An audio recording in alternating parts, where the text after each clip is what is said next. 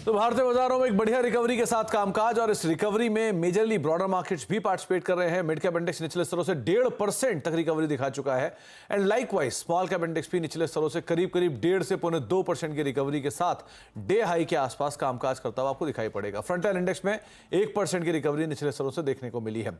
इस रिकवरी में अब आपकी रणनीति क्या हो, आगे की चाल कैसी रहेगी, इस पर बातचीत कर लेते हैं। हमारे साथ पीएल रिसर्च से शिल्पा राउत मैम मौजूद भी हैं।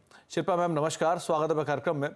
22,300 जिसको बाजार पे हम कल भी बात कर रहे थे कि इंडेक्स होल्ड कर रहा है तो बड़ी बात है। आज भी 22,300 के नीचे गए ब्रीफली, फिर वापस उसके आसपास आ गए। कैसे रीड कर रहे हो आप मार्केट्स को, क्या करें? जी good afternoon Sumit ji. Definitely यहाँ पे आज हमने देखा है कि 22,300 के लेवल्स होल्ड हुए हैं और एक पुल बैक आया है। बट पिछले 2-3 दिन के गिरावट के साथ एक दिन का पुल बैक, एक कोई कंफर्मेशन अभी नहीं है कि शॉर्ट टर्म में are we holding this levels कि यहाँ से हमको और ज्यादा एक गिरावट देखने का ज्यादा स्कोप है। आई बिलीव जब तक एफआईएस के नेट लॉन्ग्स एक बार वापस 30% के नीचे नहीं आते तब तक एक मीनिंगफुल अपसाइड करेक्शन रैली के लिए हम लोग प्ले नहीं कर सकते। यहाँ पे जो भी आपको इंट्राडे रैली आता है, एक रेंज है, जैसे आज के दिन का रेंज यहाँ से 22,200 से लेके 22,400 तक का है। तो अगर ये रेंज प्ले हो रहा है तो एक बार मुझे लगता है कि थोड़ा कॉशियसली प्रॉफिट बुक कर देना चाहिए इंट्राडे ट्रेडर्स को कि 22,400 के अराउंड, क्योंकि यहाँ पे मुझे लगता है कि वापस एक बार आपको डिप बिलो 22,200 का 1-2 दिन में आ सकता है, जहां पे 22,000 21,800 के लेवल्स आ सकते हैं। तो यहाँ पे थोड़ा कॉशियसली आप यहाँ पे इंट्राडे में पॉजिटिव रहे। अदरवाइज शॉर्ट टर्म ट्रेडर्स के लिए जहां पे अगर हम लोग 15 दिन की बात करेंगे तो मुझे लगता है ट्रेंड थोड़ा ऑन द वीकर साइड है। शॉर्ट टर्म ट्रेडर्स के लिए ट्रेंड थोड़ा सा वीकर साइड पर है, लेकिन आप ऊपर के लेवल पे 22,400 22,450 के आसपास कई बाजार मिले तो वहां पर थोड़ा प्रॉफिट ले सकते हैं। शिल्पा मैम, निफ्टी बैंक की रिकवरी उतनी सस्टेनेबल नहीं है जितनी निफ्टी की है, वहाँ तो रिकवरी थोड़ी कमज़ोर है। तो वहाँ क्या सेल ऑन राइज भी रखें या यहाँ भी रिकवरी का पार्टिसिपेशन में हिस्सा भी ना लें? जी exactly Sumit ji, the reason क्यों मैं कॉशियसली पॉजिटिव बोल रही हूँ बिकॉज निफ्टी बैंक, बीट आप एचडीएफसी बैंक, आईसीआईसीआई बैंक, जो मेजर बैंक्स अगर आप उनको भी देखेंगे तो वहां पे ऐसा कोई भी आपको मोमेंटम नहीं दिख रहा है जहां पे कोई क्वांटम इतना स्ट्रांग हो कि हम लोग बोल सकते हैं कि नहीं यहाँ पे शॉर्ट कवरिंग आएगा। तो अगर ये लोग लगार्ड्स रहेंगे, ड्रैग करेंगे, तो निफ्टी भी बहुत ज्यादा आपको ऊपर के साइड में ट्रेड करते हुए नहीं दिखेगा। तो यहाँ पे बैंक निफ्टी मेरे लिए एक नो ट्रेड इंडेक्स है अभी के लिए, यहाँ पे अवॉइड करना चाहिए, क्योंकि मिक्स्ड बैग है और मेजर हैवी वेट्स यहाँ पे डाउन साइड प्ले कर रहे हैं। तो मिक्स बैग, और निफ्टी बैंक की रिकवरी उतनी तेज नहीं है, इसीलिए शायद एक बार को कॉशियसली ऑप्टिमिस्टिक आपको एक रहने की राय यहाँ पर दी है शिल्पा मैम ने। शिल्पा मैम, आप इंडिविजुअल स्टॉक्स कहाँ पर आप फोकस कर रहे हो? जी एक बाय रहेगा, एक सेल रहेगा। सेल मेरा एबी कैपिटल में रहेगा, 220 के नीचे स्टॉक आ गया है जो एक इसके लिए क्रिटिकल लेवल्स है। यहाँ पे मुझे लगता है 210 205 के लेवल्स आपको शायद 1-2 दिन में आते हुए ट्रेड करते हुए मिलेगा इस स्टॉक में। तो एबी कैपिटल में सेल रहेगा विद स्टॉप लॉस ऑफ 222। दूसरा मेरा यहाँ पे बाय रहेगा, मुझे गोदरेज प्रॉपर्टीज वापस अच्छा लग रहा है। गोदरेज प्रॉपर्टीज 2800 के ऊपर भी सस्टेन कर रहा है, तो यहाँ पे ऑन डिक्लाइंस में अगर आपको मिले 2750 तक आप इसमें बाय कर सकते हैं। और यहाँ पे मुझे लगता है जो टारगेट्स है वो 3,000 तक गोदरेज प्रॉपर्टीज में रिलाइट है। तो गोदरेज प्रॉपर्टी में आप खरीदारी कर सकते हैं और आदित्य बिरला कैपिटल में आप बिकवाली कर सकते हैं। 210 रुपए के टारगेट्स के लिए आदित्य बिरला कैपिटल में आप बिकवाली करेंगे और गोदरेज प्रॉपर्टीज में खरीदारी करें, चलने की राय आपको शिल्पा मैम दे देंगे। शिल्पा मैम ने गोदरेज प्रॉपर्टी टारगेट क्या 3,000 बोले थे? Godrej Properties, yes ma'am 3,000? जी, I mean little positional target यहाँ पे, लेकिन मुझे लगता है मोमेंटम स्ट्रांग है। Okay. और अगर आप स्टॉक का इतना हाई बीटा है तो आपको शायद अगर ये जब मोमेंटम में रहता है तो रनिंग 200 पॉइंट्स गोदरेज प्रॉपर्टीज के लिए एक हफ्ते के अंदर कोई बड़ा बात नहीं है। It runs very aggressively. Day high के आसपास गोदरेज प्रॉपर्टीज 3,000 के टारगेट्स के लिए आप इसके ऊपर नजर रखेंगे। इस बीच भारत फोर्ज के नंबर्स आए हैं, नंबर्स मिले जुले सो फार दिख रहे हैं। शायद घाटा था 41 करोड़ रुपए का पिछले बार एक मुश्त में, और इस बार 13 करोड़ के आसपास का वो घाटा है। नंबर्स के बाद मतलब ओवरऑल नहीं, ओवरऑल तो मुनाफा है कंपनी को 390 करोड़ रुपए का, करीब 378 करोड़ रुपए का एक अनुमान था, 390 करोड़ आया, अनुमान से बेटर साइड पे नंबर है मुनाफे फ्रंट पर। ऑपरेटिंग परफॉर्मेंस भी एक बार देख लेते हैं किस तरह की सिचुएशंस वहाँ पर है। जो ऑपरेटिंग मुनाफा इस तिमाही के अंदर कंपनी ने पोस्ट किया है उसके लिहाज से देखा जाए तो करीब मार्जिन फ्रंट पे 2328 करोड़ रुपए के आसपास की आय का अनुमान था, 2317 करोड़ रुपए के आसपास का एक अनुमान और 2328 करोड़ यानी कि अनुमान के आसपास ये नंबर आता दिखाई पड़ा है। एबिटा फ्रंट पे 660 करोड़ का एक नंबर आया है जो कि 663 करोड़ रुपए का एक अनुमान था, तो यानी कि इन लाइन मोर लेस सारे नंबर आते हुए दिखाई पड़ रहे हैं। मार्जिन भी 28.3%, 28.5% का एक अनुमान था। टनेज और रियलाइजेशन ये दो और क्रूशल नंबर है, उनको एक बार आप जरूर देखिएगा किस तरह 35 लाख के आसपास का रियलाइजेशन था और शायद 6859 के आसपास का एक टनेज का नंबर था। सो वो नंबर को आप अभी आने वाले समय में देखिएगा, लेकिन as of now number in line ही दिखाई पड़ रहे हैं।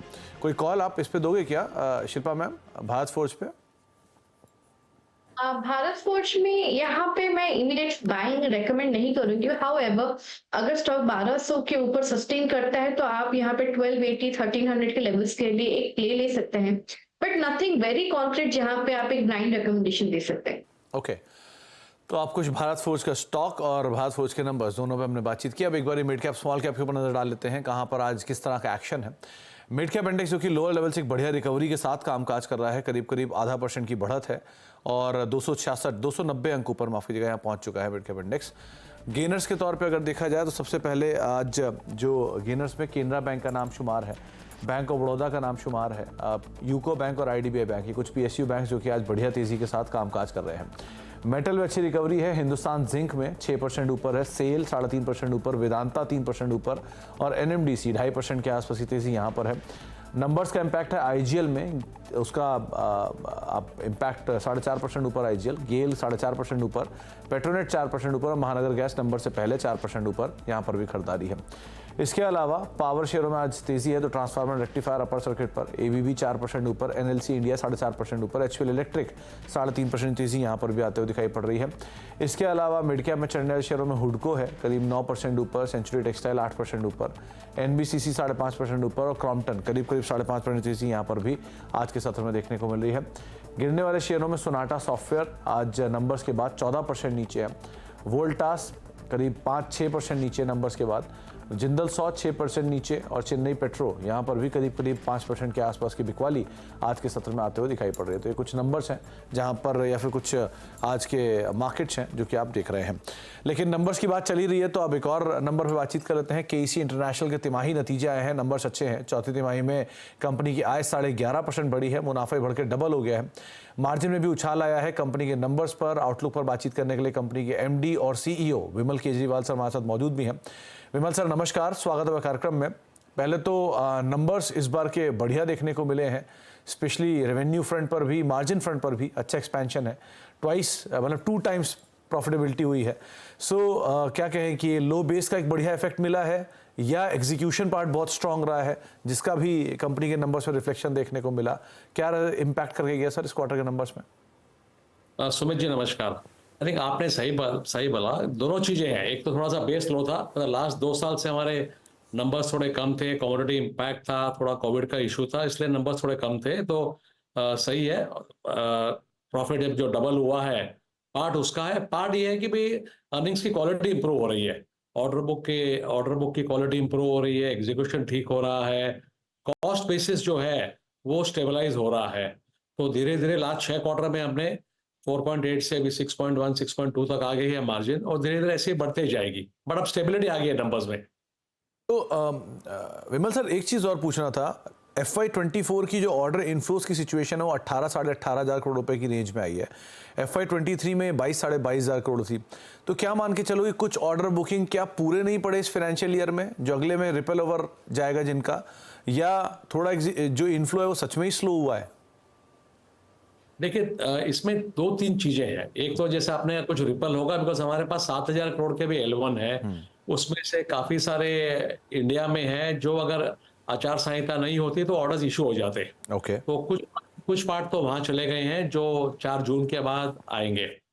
कुछ ऐसे हैं कि एक दो ऑर्डर्स ऐसे थे जहां पे क्लाइंट ने बहुत नेगोशिएशन किया, जहां पे L1 थे, लेकिन हमको प्राइस समझ में नहीं आ रहा था, क्योंकि अब क्या ओवरऑल मार्जिन ट्रेंड इंप्रूव हो रहा है, तो we did not want to, मतलब वो ऑर्डर्स हमने जानबूझ के लिए नहीं।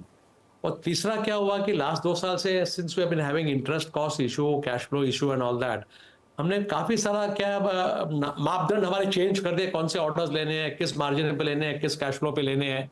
तो करीब एक आज से 2-1 हजार करोड़ के ऑर्डर ऐसे थे जो हमने मतलब बिड नहीं किए, छोड़ दिए, 2-1 हजार हमको मिले नहीं, और 1-1.5-2 हजार पोस्टपोन हो गए। तो अदरवाइज हमारी जो 22-23 हजार की गाइडेंस थी शुरू में ईयर के स्टार्ट में, बाद में हमने 20 हजार कर दी थी, we would have been able to achieve that.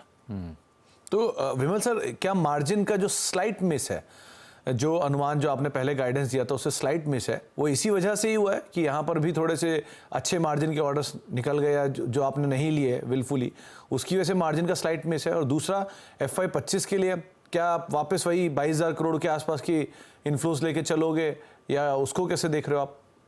So FY25 में तो इनफ्लो की टारगेट तो हमारे ज्यादा है, 25,000 करोड़ की है, क्योंकि 18 कुछ जो ओवरफ्लो हो रहे हैं वो आएंगे, प्लस 22-23 हजार हमको इस साल में वैसे भी आना चाहिए। देखिए, मार्जिन में जो थोड़ा बहुत कम हुआ, उसके मेरे हिसाब से 2 बेसिक कारण है। एक तो अभी भी सप्लाई चेन कंस्ट्रेंट सारे निकले नहीं है। आज सिविल में DI पाइप्स की शॉर्टेज है, प्लस ट्रांसमिशन में कंडक्टर के, एल्युमिनियम कंडक्टर जो हाई हाई कैपेसिटी वाले हैं, AL-15, उनकी शॉर्टेज चल रही है, ट्रांसफॉर्मर सभी लोग बात कर रहे हैं। तो कुछ जो 400-500 करोड़ के हमारा रेवेन्यू जो है वो थोड़ा सा कम हुआ, उस पर मार्जिन हायर थी। एक कारण बेसिकली वो है। थोड़ा बहुत रेड सी का इम्पैक्ट भी, जो हमारे यूरोप से इंपोर्ट वगैरह हो रहे थे मिडिल ईस्ट में, वो आए नहीं। एंड सम इम्पैक्ट है वो हमारे रेलवे में, जो हमारी प्रॉफिटेबिलिटी पे इम्पैक्ट हो रखा है। तो दोनों का मिला जुला है, अदरवाइज 6.5 6.6 नंबर हो जाने चाहिए थे। चलिए, बहुत बहुत शुक्रिया विमल सर, हमारे साथ मौजूद रहने के लिए, नंबर से बातचीत करने के लिए, और एक बार फिर से शुभकामनाएं बढ़िया नंबर्स के लिए। उम्मीद करते हैं 25,000 करोड़ का नंबर अगले फाइनेंशियल ईयर में जब बात करेंगे तो बेहतर साइड पर हमें दिखाई पड़ेगा। बहुत बहुत शुक्रिया सर मौजूद रहने के लिए। क्या एक बार KEC का स्टॉक भी लेकर आइए। 3 महीने में तो बहुत स्ट्रॉन्ग परफॉर्मेंस स्टॉक की तरफ से आते हुए दिखाई पड़ी है। आज भले ही आपको थोड़ा सा सबड्यूड साइड पर दिखाई पड़ा, लेकिन अदरवाइज एक स्ट्रॉन्ग नंबर इसने पिछले 3 महीने में, एक क्वार्टर के अंदर ज़रूर दिया है। 1% की बढ़त KEC के स्टॉक में है। एक ब्रेक का वक्त है, ब्रेक के बाद लौटेंगे, कुछ और स्टॉक्स भी हैं उनके ऊपर भी बातचीत करेंगे, और साथ ही साथ कुछ खबरें भी हैं, उस पर बातचीत करते हैं छोटे से ब्रेक के उस तरफ।